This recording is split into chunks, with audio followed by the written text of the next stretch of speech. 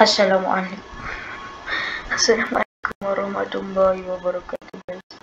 Hari ni kita nak main game Police versus Zombie. Let's go, kita main. Saya join saya join apa nama Azim guys.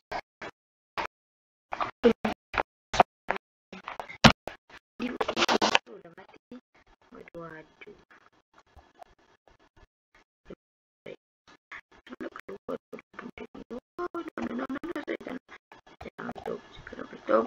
No, jangan dekat dengan saya. No. Macam mana hidup sekarang macam ni? Saya kata sekali. Let's go. What? Baru nak main dah jatuh. Tengoklah betapa kejamnya zombie ni. Mari kita perang dengan zombie. Let's go. Let's go. No. No, saya tak nak. Kenapa awak kena datang ke dalam? Tidak. No. Tadi masuk naik. Masalah. Kenapa kita ke situ? Tak, ada orang masalah.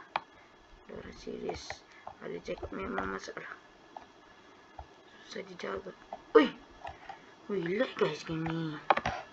Sebab ada orang ni ini. Sekejap.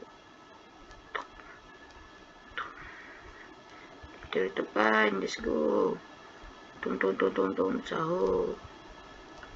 Wah, mati. Terbombil sendiri guys. Teruknya ke atas. Macam mana nak main game ni kalau lag?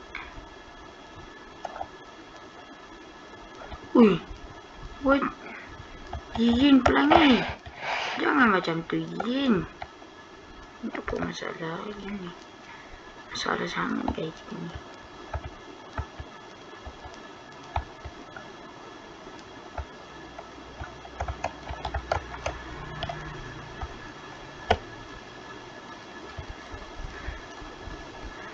Jomlah kita mati bersama-sama guys. Susah nak main game ni guys sebab lag. Dan juga orang-orang yang lain. Oh, sini pun ada zombie guys. Jom, letupkan. 3, 2,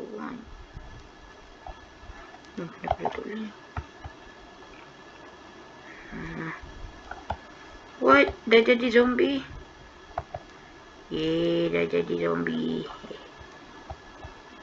Saya dah jadi zombie. Siapa nak jadi zombie dengan saya? Sinilah. Rumah mati dah. Untuk bom.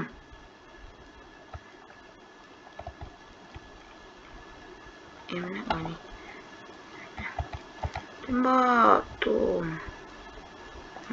Letup zombie-zombie guys. Tu gerombolan zombie guys. Tembak, kasih tembak. Tembak sama zombie ni. Tembak lagi. Lag guys, game ni guys. Ui, macam mana boleh mati pula ni? Tak.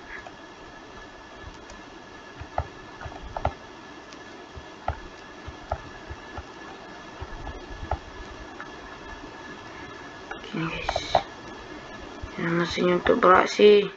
Let's go, welcome to the club zombie. Welcome to the club. No, macam ni boleh jatuh. No, lagnya game ni. No. Jangan dekat dengan saya. Siapa dekat dengan saya kena bom. Siapa lagi berani dekat dengan saya? Lagnya macam game apa guys? Tengok, tiba-tiba dia tembak sendirilah. Lag lah. 17 guys. 19.